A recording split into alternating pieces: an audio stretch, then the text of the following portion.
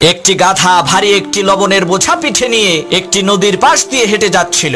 বোঝাটি এতটাই ভারী ছিল যে তার খুবই কষ্ট হচ্ছিল। হঠাৎ তার পানি পিপাসা লাগলো। নদীর পাড়ে দাঁড়িয়ে পানি খেতে গিয়ে পা পিছলে নদীতে পড়ে গেল, যার কারণে তার পিঠে থাকা বোঝায় কৃত সেই লবণগুলো নদীর পানিতে মিশে বোঝাটি হালকা হয়ে গেল। গাধা তো মহা খুশি। সে মনে করলো সে বিশাল বড় একটি জিনিস আবিষ্কার করে ফেলেছে।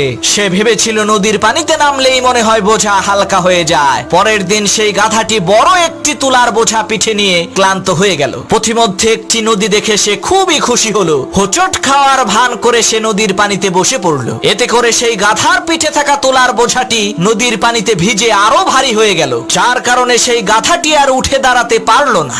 ওই গাধার মতো কিছু পাপী আছে যারা নিজেদেরকে ওই গাধার মতোই বহুত বড় জ্ঞানী আর বুদ্ধিমান মনে করে, কিন্তু কয়েকদিন পরে এমন ধরা খায় উঠে দাঁড়ানোর আর শক্তি থাকে না।